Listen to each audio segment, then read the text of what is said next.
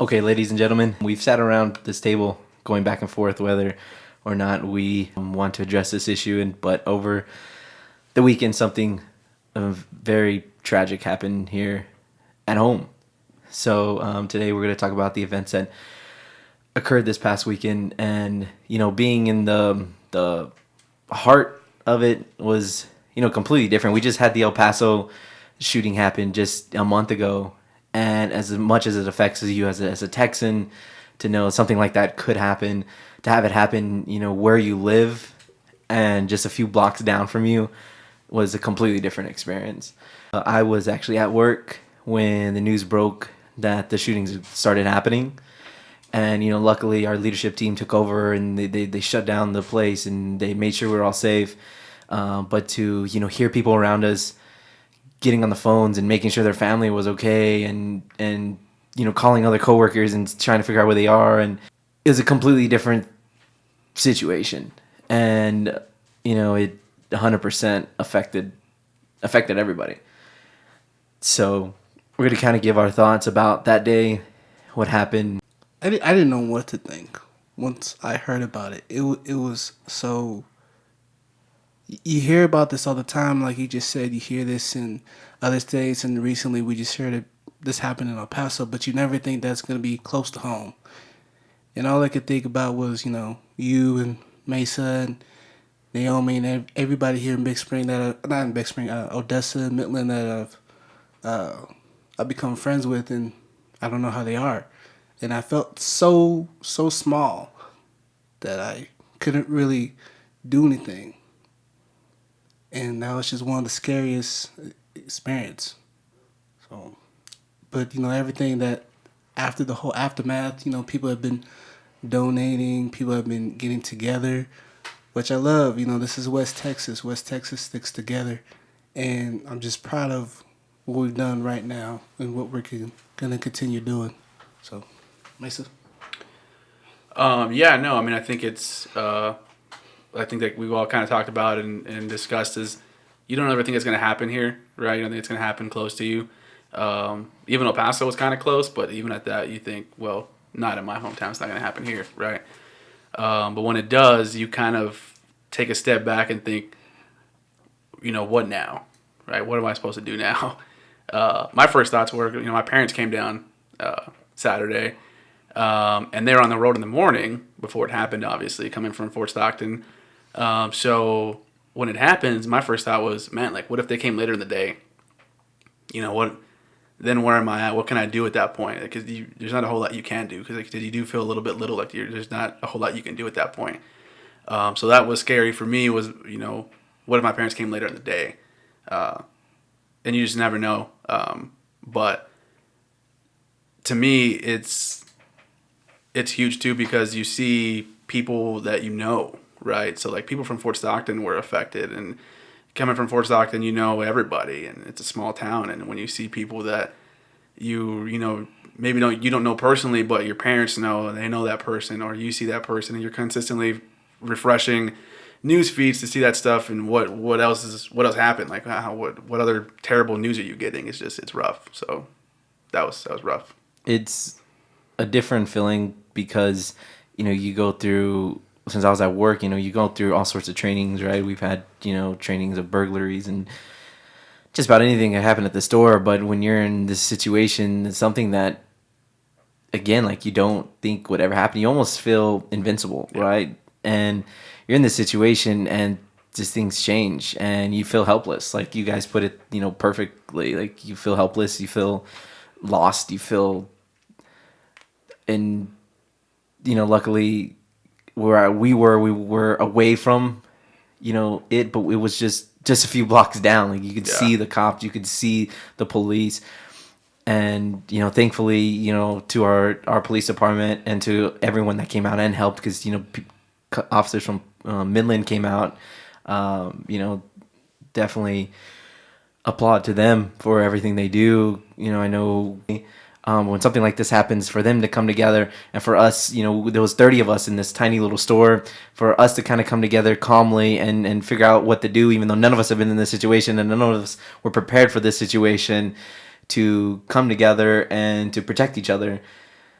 it's different when you're there in the moment than you see on the internet when it happens in other places, and you see these videos of these people, running around for safety, and you see these videos of these shootings, and again, you think it's just never going to happen, and then all of a sudden the gates are closing and you're locking down because just 2 blocks away from you is, something that's just, pure evil and just unfathomable. It just shows like how quickly things can change. Yeah, 100%. Unfortunately, there was the Mel lady that was just doing her job. She was out doing her job, making her living. There's videos of her, just a few hours later, dropping off a package, smiling, making conversation with the guy, giving her package, and then she just happened to be at the wrong place at the wrong time. And this guy who just wanted to create evil, it just puts life into a different perspective in just a matter of a couple of hours. And it sucks that, we just had this video a month ago talking about the El Paso thing, and now here we are today talking about this, and it makes you wonder, like, what's going to happen next week or the month after that, and where are you safe? Like, where are you going? Like, those people just at Walmart, those people just eating at Twin Peaks, those people just driving at their car, and it sucks. It's nothing that's easily put into words, and it's nothing that, if it's never happened near you, it's nothing that I think people understand. And it's a conversation that essentially that no one wants to ever have, but it's a conversation at this point that's needed. And it just sucks. To not be able to be comfortable to go anywhere. You always have to be like aware. That's the one thing that I hate is like I go to a store and I'm constantly looking all around. I can't go anywhere or do anything without being cautiously. So like people tell you to be comfortable and just, continue life. But it's like shocking when it happens here at home, like where you're comfortable, and here it is. And you just think like it's not going to happen to me. It won't be me. But like Mesa said, like it affected somebody that we know, like it affected somebody that I know, like them, like, and you just always think like it wouldn't happen to me, but it can happen. And so like I don't know how you continue to go on moving forward from that and just live life normal. I don't know how you do that. And that's one of the toughest things, right, is because these people are coming out, and for whatever the reasons are, at this moment, we don't 100% know the reason for him doing what he did. But for any of the reasons that's ever happened, it's one of the hardest things to be able to gather and to move on. And, today we went out to go get something to eat, and, there's no one on the streets. We went to Sonic earlier to get breakfast, and, there's nobody in line. We went to Five Guys, there's nobody in line. And it's one of those things that halts life for a little bit, and that's the hardest thing to overcome is, that's what they want, right? Is they want to damage your day, damage your life to essentially end whatever it is that they're attempting to end. And we have to somehow put it together. We have to get back in our cars a few days later and go back to work, or we have to pucker up and put our big boy shoes on, and to move past that is one of the hardest things, but it's something that brings us together as a community and brings us together as friends and family and makes you appreciate life. And to any evil people out there, it shows that, our roads are still going to be filled again, and we're still going to, laugh again, and we will get together and mourn those that we lost, but we will do something better for them. And it's something that I wish the evil people would see, like whatever it is your game plan is, it's not working. We're still here, and we're still going to be fighting, and we're still going to be doing what we're doing today, and we're going to find some way to hopefully prevent you from doing it again. But we're here, and as horrible and tragic as what happened, we're here, and that's just what I don't understand why somebody would even think about that. Yeah, and I think it's important too that it gives you an opportunity, as bad as it is that what happened, and again the evil that guy did, it still gives us all an opportunity to come together and be friends and family and have time together and appreciate the time you do have with each other. And you constantly talk about somebody passing away and it'd been their last day, and you didn't know, that was going to be their last day. What did you say to them? How did you spend your time with them? And a situation like this gives you an opportunity to really look back and think, I need to do a better job of telling people I love them, and I'm thinking about you, and just checking up on people. I mean, I had people text me today that I hadn't talked to in a while, being like, "Hey, are you good? Are you good?" And it felt good to have someone that cared about you and that wanted to see if you were okay in that situation. So I think we just need to take advantage of that. Yeah, I had several friends, and again, like I haven't talked to either in a long time, that texted me and made sure that we were okay. Yeah. It's I've been seeing a lot on the internet of people saying that well, Texas, we're known as the gun state, right? Like, where were your guns? And like those things are like, it just doesn't make sense, especially in this situation. The guy was driving around on the road. Like, if everyone in the whole entire state had guns, like by the time you would figure out who's shooting and who and what's happening, like there's not a fix, right? And I don't think there's a fix. And to blame one thing and to blame the other, it's just, that just doesn't make sense. It's like the guy that was sniping at that concert. Remember when he had the snipe gun? It was like a concert, and he was just sniping at people from the hotel room. Do you remember that? Mm-hmm. In Vegas, it's like, right? Guy, in Vegas, like, you don't know where it's coming from. Yeah. Like, people are just running. You don't know where it's coming from. And I think you make a very good point too. If everyone has guns and everyone's just shooting, like, you don't know who's doing what at that point. Who's helping? Who's doing more damage than good? Mm-hmm. So the whole everyone has a gun and everyone should police themselves, like, it doesn't make sense. Yeah. It was just, what happened was something that's never been happened. And we were just talking about that, how, as far as, my knowledge, there's never been someone just hop in a car and just driving down and trying to create this, just take as many people as he in multiple spots. And yeah. And that's what made, social media came out, and that's what warned us, Right. We found out through Facebook trading posts before even the news posted. And so that's, positive on social media's fact, and how fast news travels, and how, as much as, I want to hate on some people for posting the newest selfie and every single thing they do on social media every single time, in this certain instance, for people, it was a way for people to help out other people, right? People to post on trading posts or just shared stuff on the internet were not looking out just for themselves, they're looking out for their community. And again, that just shows, as a community, how we can, help each other and be stronger. Because in this situation, it did help. Like, we were locked down, closed down, safe, in a safe room by the time the news posted anything. Right. So, Do you think that there should do text message like they do Amber Alerts?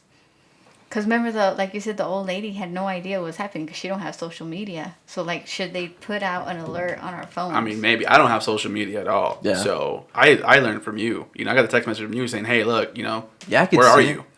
I mean, I could see it, and I don't know how hard it is to, make that happen. Who controls Amber Alerts or weather alerts, as we talked about.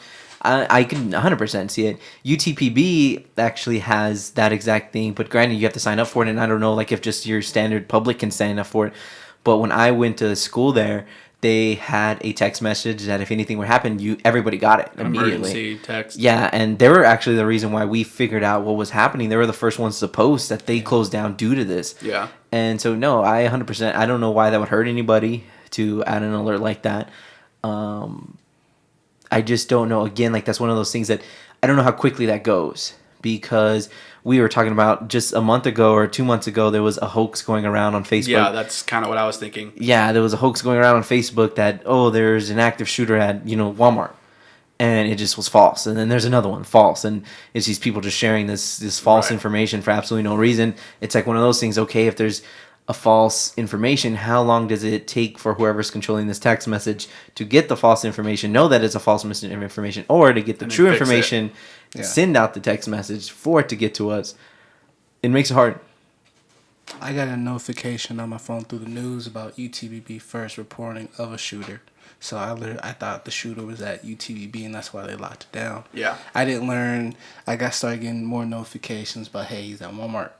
He's at Twin Peaks, and I'm thinking to myself, this person is moving around. What's going on? Then I hear that it's in Midland. So I'm hearing a whole bunch of different stuff at this point.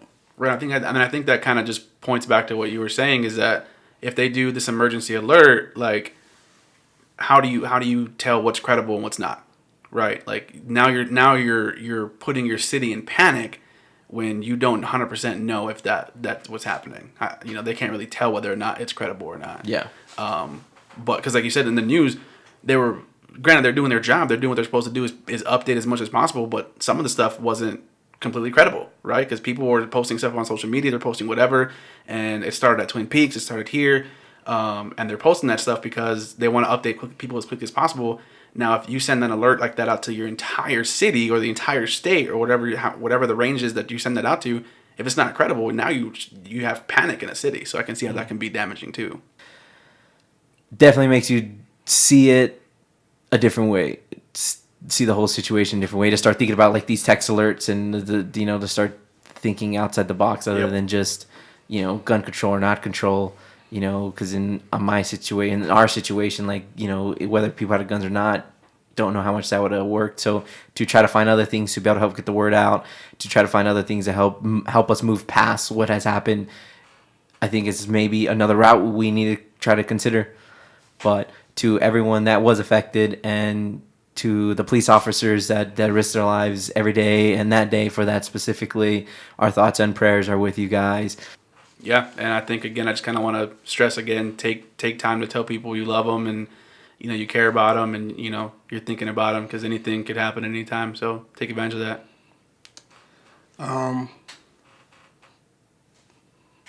There's a little girl right now in the hospital.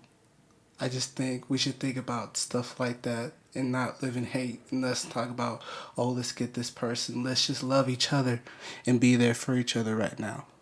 That's what I would just like to say.